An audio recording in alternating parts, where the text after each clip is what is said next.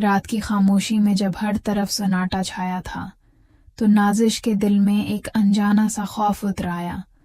वो खाला शाइस्ता के बड़े मगर सुनसान घर में पहली बार तन्हा रात गुजार रही थी और हर जरा सी आहट उसके वजूद को लर्जा देती थी। वो सोच भी नहीं सकती थी कि ये रात उसकी जिंदगी की सबसे अजीब और खौफनाक रातों में से एक होगी। अभी ज्यादा वक्त न गुजरा था कि उसे खाला के बेड से ऐसी सरगोशियों और हल्की हल्की आहटों की आवाज आने लगी जैसे कमरे में इन दोनों के अलावा कोई तीसरा भी हो। नाजिश का सांस रुक सा गया। उसने घबराकर चादर अपने ऊपर खींच ली मगर आवाजें बढ़ती ही गईं। कभी यूं लगता जैसे किसी बच्चे की सिसकी हो और कभी जैसे कोई धीरे धीरे बातें कर रहा हो। उसने डरते डरते खाला को पुकारा, खाला मुझे डर लग रहा है, कमरे में कोई है?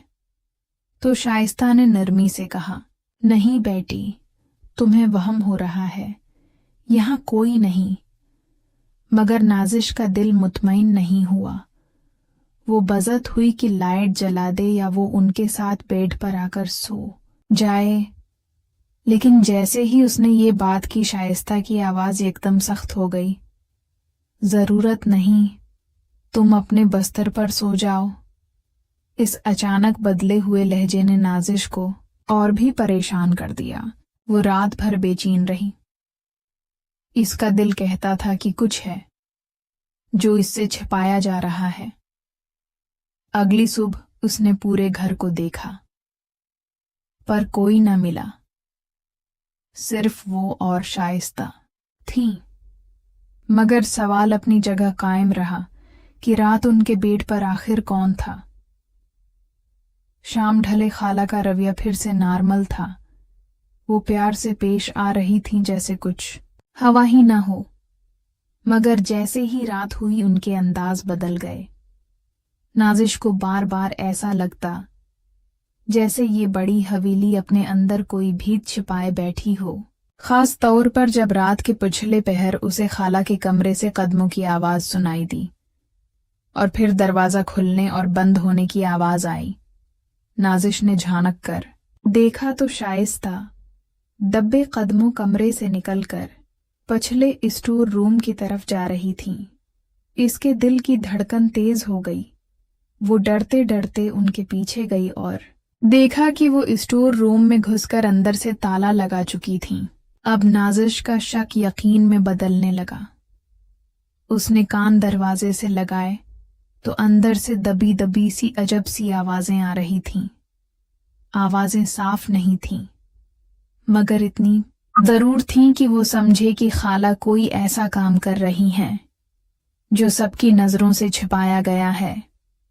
नाजिश जवान थी और हकीकत समझ सकती थी। इसका दिल धक से बैठा। वो बहुत देर तक वहां खड़ी रही मगर हिम्मत न हुई कि दरवाजा खोल दे। लेकिन जब आवाजें और वाज़ेह होने लगें और दिल का खौफ तजस्सुस पर गालिब आ गया तो नाजिश ने एक झटके से दरवाजा खोल दिया और जो मंजर उसके सामने था उसने उसकी आंखों को शुष्द्र कर दिया। शाइस्ता हड़बड़ाकर पीछे मुड़े। उनके चेहरे का रंग उड़ चुका था। उन्होंने कांपते हाथों से नाजिश के सामने हाथ जोड़ दिए और कहा, खुदा के लिए बेटी, किसी को कुछ मत बताना वरना मेरा घर टूट जाएगा। नाजिश के कदम जैसे जमीन में गड़ गए थे। उसके सामने खड़ी खाला शाइस्ता का लरजता हुआ वजूद और आंखों में खौफ की झलक उसे मजीद बेचैन कर रही थी। उसने हकलाकर कहा, खाला, आप ये सब क्या कर रही हैं? तो शाइस्ता के चेहरे से खून उतर गया और वो आहिस्ता आहिस्ता गवाया हुए, बेटी, तुम नहीं जानते कि मेरी जिंदगी में किस कदर अंधेरे हैं। मैं ये सब अपनी मर्जी से नहीं कर रही बल्कि हालात ने मुझे इस मकाम पर ला खड़ा किया है। खुदा के लिए किसी से जिक्र न करना वरना मेरा शवहर जावीद मुझे छोड़ देगा। नाजिश हैरान रह गई। وہ عورت جو محلے میں نیک سیرت اور عزت دار کہلائی جاتی تھی، آج اپنے ہی ہاتھوں اپنے بھید کھول رہی تھی۔ شائستہ کی آنکھوں سے آنسو بہنے لگے۔ وہ ٹوٹے ہوئے لہجے میں کہنے لگے، جب میری شادی ہوئی تھی تو سب کچھ خوشنما تھا، بڑا گھر، عزت، محبت، سب کچھ، اور جب میں امید سے ہوئی تو سب نے خوشیاں منائیں، مگر میرے دل میں عجیب سا غرور اور ضد نے جگہ بنا لی تھی۔ میں جوان تھی، حسین تھی، اور چاہتی تھی کہ دنیا مجھے دیکھے، مجھے پہچانے۔ میں نہیں چاہتی تھی کہ ایک بچہ میری جوانی اور میرے خوابوں کو باندھ دے۔ تب میری ایک قریبی رشتہ دار نے مجھے بہکایا، کہا کہ بچہ بوجھ ہے، ابھی تمہاری زندگی آگے ہے، اگر چاہو تو سب چھوڑ کر ایک نئی دنیا میں داخل ہو سکتی ہو۔ وہ مجھے ایک ڈاکٹر کے پاس لے گئی اور میں نے اپنی کوکھ میں پلنے والے معصوم کو خود ہی ختم کر ڈالا۔ یہ کہتے ہوئے ان کی آواز کانپنے لگی، نازش کے رونگٹے کھڑے ہو گئے۔ شائستہ نے آہ بھری اور کہنے لگے، ڈاکٹر نے خبردار کیا تھا کہ یہ میرا پہلا اور آخری موقع ہے، اب کبھی ماں نہ بن سکوں گی۔ لیکن اس وقت میرے اندر کا غرور اور شہرت کا خواب اس انتباہ پر غالب آ گیا۔ میں اپنے شوہر جاوید سے بھی یہ راز چھپا گئی، لیکن جب وقت گزرا اور تنہائی میری روح کو کاٹنے لگی تو احساس ہوا کہ میں نے سب کچھ کھو دیا۔ میں نے اپنی ماں بننے کی صلاحیت کو اپنے ہی ہاتھوں قتل کر دیا تھا۔ جاوید کی آنکھوں میں ہمیشہ ایک خلا رہتا ہے، وہ مجھ سے بات کرتے ہوئے بھی جیسے چپ رہنے لگا ہے۔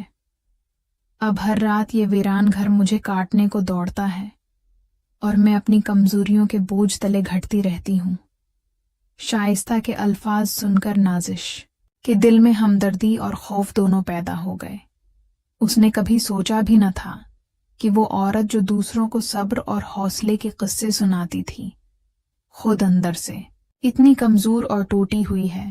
نازش کے لبوں سے بمشکل نکلا، خالہ، یہ سب جان کر بھی میں کسی سے کچھ نہیں کہوں گی، لیکن آپ کو اپنے گناہ پر سچ میں توبہ کرنی چاہیے۔ شائستہ نے سسکیاں بھرتے ہوئے سر جھکا دیا۔ بیٹی، میں ہر دن رب سے معافی مانگتی ہوں، لیکن دل کا خالی پن بھرنے کا کوئی راستہ نہیں ملتا۔ بس یہی چاہتی ہوں کہ میرا بھید میرے شوہر یا لوگوں تک نہ پہنچے۔ یہ سن کر نازش نے خاموشی اختیار کر لی۔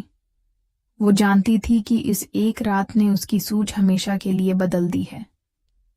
کبھی کبھی زندگی کے سب سے بڑے سبق انسان دوسروں کی خاموش اذیتوں کو دیکھ کر سیکھتا ہے، اور آج اس نے یہ سبق خالہ شائستہ کے آنسوؤں میں پڑھ لیا تھا۔